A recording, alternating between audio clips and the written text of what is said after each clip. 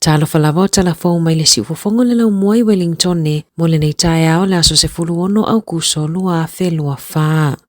O le a mataona tutongi e turisi asiasi mai fafo, le tolu 5 tala e ulu fale ai i le fale mataanga whaavao maaloa New Zealand, le te papa i Wellington ne. O le atu maupea le ulu fale fua e le aise tutongi i mo tangata e au mau i New Zealand. Whaalia le pule sile o le te papa Courtney Johnston. O le tutongi ina o le tau e ulu fale ai i le fale mataanga, e fesoso ni ai awa le whaale lea ma le whaamalosia o le fale mataanga. E na o se vaenga o lo whaatupe le malo, mai mana o miona maua se tolu se 10 miliona tala whaaupopo i le tausanga, pei ona whaalia Johnston. O le aso se furufitua se tema o le mata whaamamalui na ia tau e tutongi e tangata siasi mai fafo, mo i lato e tai se 10 tausanga le matutua malunga atu. Mai le lata i le ono se lau afe o tangata siasi whaavao malo i le tausanga whaale tupe o le lua afe lua tonu lua afe lua wha. Ua wha moe moe o le asi itiana tupe maua i le lua se 10 miliona tala whaupopo i le tausanga. O le isi se 10 miliona tala o mo o mia o le maua mailea i pisinisi mawhale ainga o lo i tutonu o le te papa. Na whaamanino e Johnston o le ai le au whaingaluenga i le whaituto ai le oina ma whesilingia tangata nuu o i lato e asiasi atu i le te papa a whai o tangata mai Farani au se talia po o isi atu nuu i whafuato New Zealand. O le awa asino e anga ai le kesi e whaatawina i pe paulu fale po le ticket se iwanga na o se tangata e nofo mau i totono New Zealand.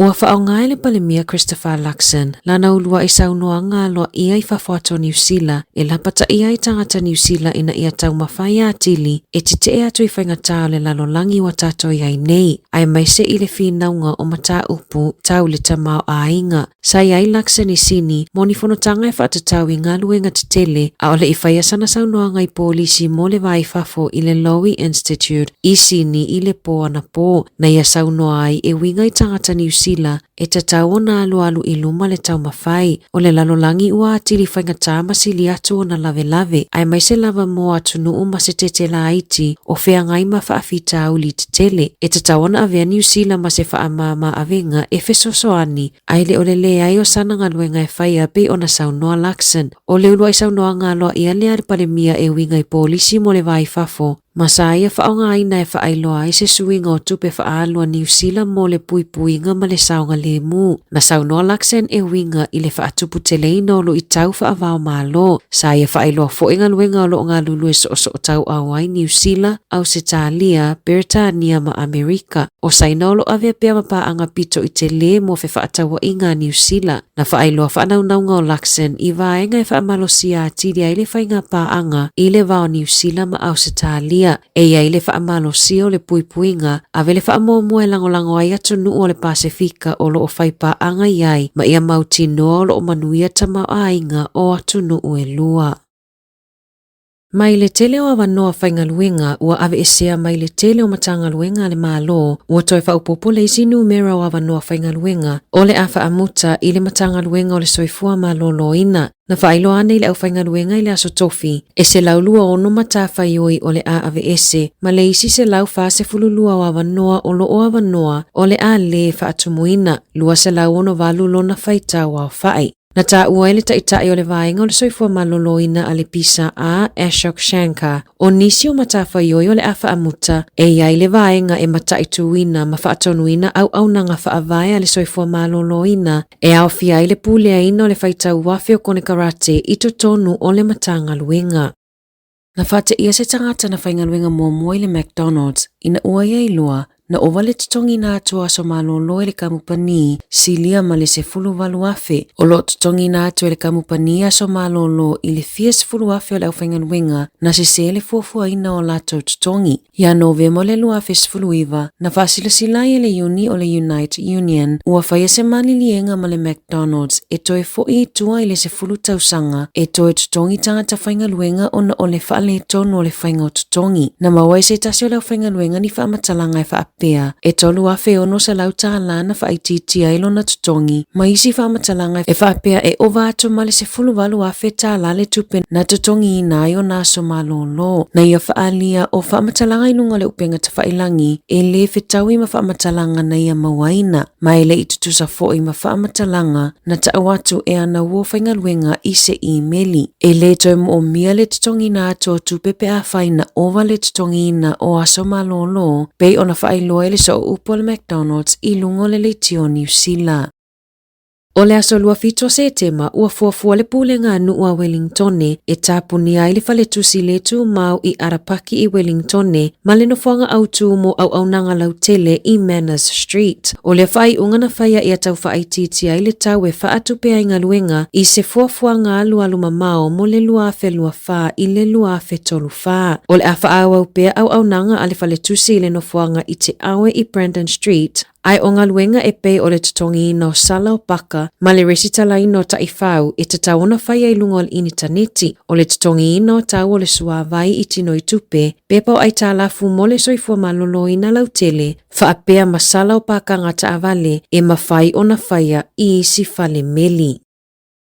E o mai le po ana po ua sili atu ma le lua se fuluiva lole po o ni poloka o pautau fuala au whaasaina o le methamphetamine, ua maua ele Auckland City Mission e tusa ai ma li poti. O poloka o pauta po fuala au whaasaina o le methamphetamine, na awhiwhi matusi ai e whaapea o ni lole e ngaosi mai whala pei ona whala wa i tele i Tala Fou o le vai aso nei. E to atolu tangata o loo e whale mai talo na tau mawhaina ia lole, ma le tamaititi e to atasi o loo whaia siaki talo na mai au na ia tofoina ia lole. Na awhiwhia fuala au whaasaina e whafolinga i o loa tau mawha a le kamupani Malaysia o le Renda Food Industries. I se pepo whaamatalanga na tau ai e le pulisili o lea kamupani, ua o lātou longotala i lea mata upu e ala i li poti ma Tala Fou i New Zealand. Ma sa whaamanino ai e lea li pule Stephen Thee e le whaongaina le Renda Food ni fuala au whaasaina i a lātou o loa, ma ole ao lātou ngalulue ma leo leo New Zealand e sa ili le whaapongai o le whaafitauli ma pui i le ingoa o la lātou pisinisi. Na tau ai leo o fuala au whaasaina nei na tufatufaina e te le lava le tūlanga la matia o le atu nuu e mawai ma e le o tu umamaina e la lātou matanga luenga le nei mata upu. O lo o whaau au na lātou au ina umalole po o fuala au whaasaina nei sa mawai a tingi pusa o tau mawha. O le a le mawhaia le whale mai Bay of Islands o na talia ina ni ngase fou e wha o atu se i au lia le asonga fua o le vai aso fou o na ole le lava o le au whainga luenga e tu sai ma wha matalanga le whale mai. O tangata ngase fou e sa ili fesosoani atu o le a whautua ina e ave i isi whale mai na wha lia le fia o fo mai lunga le leiti o New Zealand e wha apea e le o wha te ia i lātou i le atu langa. O na sa lapata ia i lātou e le Health New Zealand i le lua masina taluai e ono tupu le whaafitauli talona whaititia paketi ale matanga luenga. E o mai le aso lulu e na o le lua lava sifia fo mai le aso whareile ma le aso sa i le whale mai i kawa mai na o le to atasi fo i mai le to awha sa mo o mia i le aso to anai.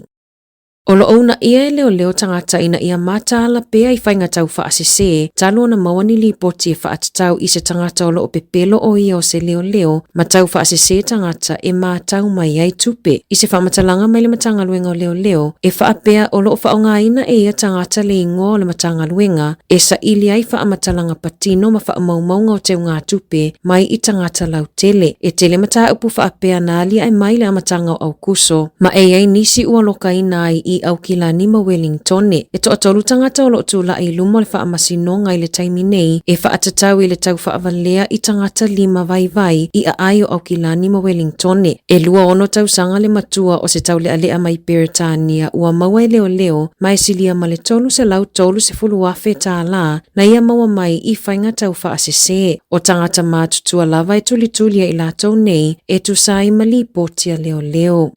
Ua amatalia so e ngā leo i se whaalavelave na mawaitino mali liu e lua i se whale i tūrangi. Na tā ua lea li leo sa tini sinia Ryan Yatley na longoina leo i le whaalavelave i Poi Hyde Street i le se fulu i le pō le aso lulu ma mawaitino mali liu e lua. O lo o whautua ina tangata lau tele mo so o se tasi e iai ni whaamatalanga i avili ina leo i le tasi o 5, numera o le whaila PO 5 iwa ono 5 5 tolu o.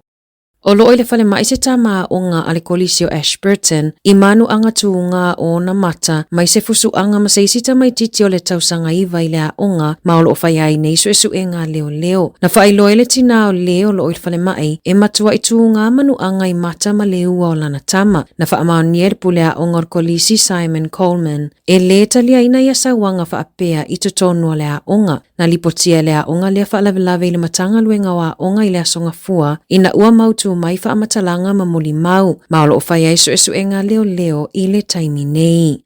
Tala Fou ia mai le si ufafonga le laumua mo le nei vaenga o le tae ao.